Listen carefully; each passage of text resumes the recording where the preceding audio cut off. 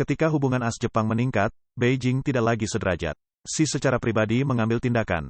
Menyusul pembentukan kemitraan strategis komprehensif antara Vietnam, Amerika Serikat, dan Jepang baru-baru ini, pemimpin Partai Komunis China Xi Jinping tidak bisa tinggal diam dan memutuskan untuk secara pribadi mengambil tindakan. Menurut laporan dari media resmi pemerintah, Xinhua, Xi Jinping dijadwalkan mengunjungi Vietnam pada tanggal 12 hingga tanggal 13 Desember. Juru bicara Kementerian Luar Negeri Wang Wenbin menguraikan pengaturan terkait pada konferensi pers pada tanggal 7 Desember. Xi Jinping diperkirakan akan melakukan diskusi dengan Nguyen Phu Trong, Sekretaris Jenderal Partai Komunis Vietnam, dan Presiden Phu Van Thuong. Selain itu, beliau juga akan bertemu dengan Perdana Menteri Vietnam Pham Minh Chinh dan Ketua Majelis Nasional Phuong Dinh Hu. Diskusi-diskusi tersebut akan fokus pada peningkatan posisi baru dalam hubungan China-Vietnam, yang mencakup 6 bidang utama, politik, keamanan, kerjasama praktis, landasan opini publik, isu-isu multilateral, dan masalah maritim. Dalam beberapa tahun terakhir, Vietnam berupaya memperkuat hubungannya dengan Amerika Serikat dan mengadopsi strategi diplomatik untuk menyeimbangkan persaingan negara-negara besar. Pada bulan September tahun ini, Presiden Biden mengunjungi Vietnam, yang mengarah pada peningkatan hubungan antara Vietnam dan Amerika Serikat menjadi kemitraan strategis yang komprehensif. Presiden Phu Van Thuong ke Jepang bulan lalu mencapai puncaknya dengan pengumuman pada tanggal 27 November tentang pembentukan kemitraan strategis komprehensif antara Vietnam dan Jepang. Saat ini, status diplomatik Amerika Serikat di Jepang dan Vietnam setara dengan Beijing. Lai Jianping, mahasiswa Magister Hukum Internasional di Universitas Ilmu Politik dan Hukum China, menyampaikan kepada Sound of Hope bahwa ketika ketegangan geopolitik antara China dan Amerika Serikat meningkat, peran Vietnam menjadi semakin penting.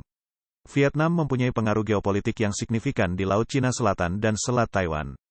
Mengingat meningkatnya konfrontasi antara China dan Amerika Serikat, khususnya pengepungan strategis yang dirancang oleh Amerika Serikat untuk membendung Partai Komunis China, China berupaya untuk memanfaatkan Vietnam, dengan secara konsisten menunjukkan sikapnya yang pro-Vietnam.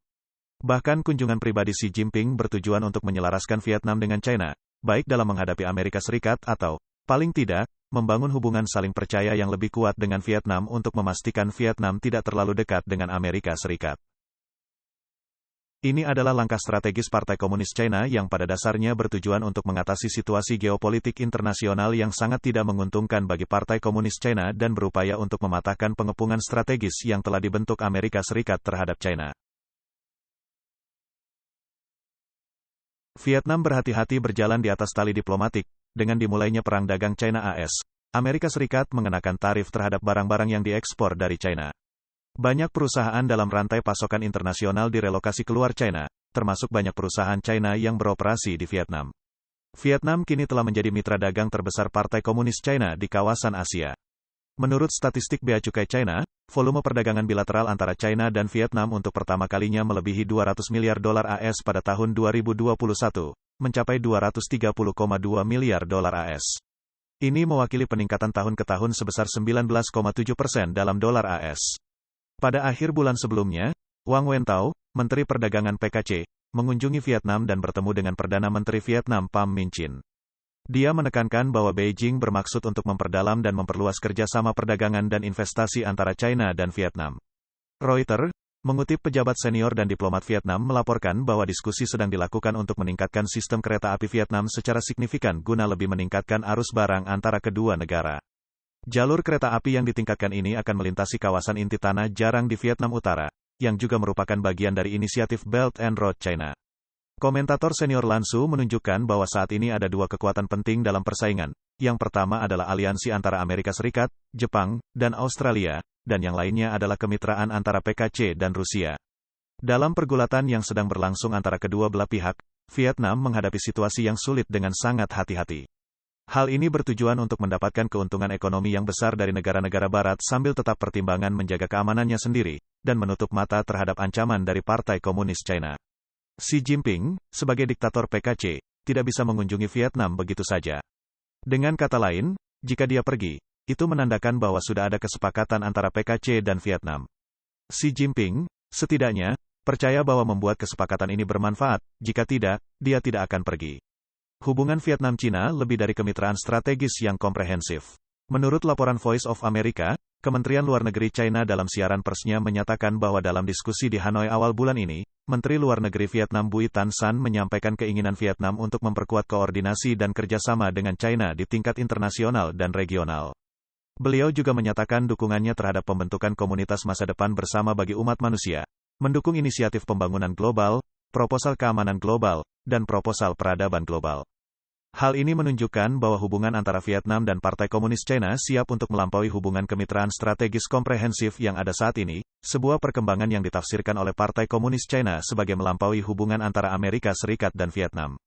Lan Su mengatakan, bagi Vietnam, prioritas krusialnya adalah mempertahankan kemerdekaan dari China dan Amerika Serikat, menghindari keberpihakan pada salah satu pihak. Meskipun menerima investasi dan perintah yang signifikan dari Barat, hubungan langsung dengan negara-negara Barat akan menimbulkan ancaman besar, karena Partai Komunis China berada tepat di depan pintunya, dan Vietnam tidak memiliki kekuatan nasional dan kekuatan militer untuk menolak tindakan-tindakan yang mungkin dilakukan oleh Partai Komunis China. Vietnam menjaga keamanannya sendiri. Akibatnya, China memulai perjanjian dengan Jepang dan Amerika Serikat, memastikan untuk tidak menargetkan negara ketiga, yang bertujuan untuk meyakinkan Partai Komunis China. Selanjutnya, perjanjian dengan Partai Komunis China menegaskan tidak menargetkan pihak ketiga, sehingga meyakinkan Jepang dan Amerika Serikat. Jepang dan Amerika Serikat mengajukan permintaan yang lugas. Vietnam memiliki pelabuhan laut dalam yang berharga. Jadi jika militer AS tidak dapat menggunakannya, setidaknya jangan biarkan PKC menggunakannya. Itu sudah cukup. Xi Jinping mengakui bahwa Vietnam tidak dapat mengabaikan kepentingan ekonominya dan bersekutu dengan PKC. Selain itu, hubungan historis antara Partai Komunis Vietnam dan Partai Komunis China tidak terlalu bersahabat, ditambah lagi dengan sengketa wilayah di Laut Cina Selatan. Vietnam mempertahankan posisi netral, terutama berdasarkan kepentingan dan pertimbangan keamanannya sendiri.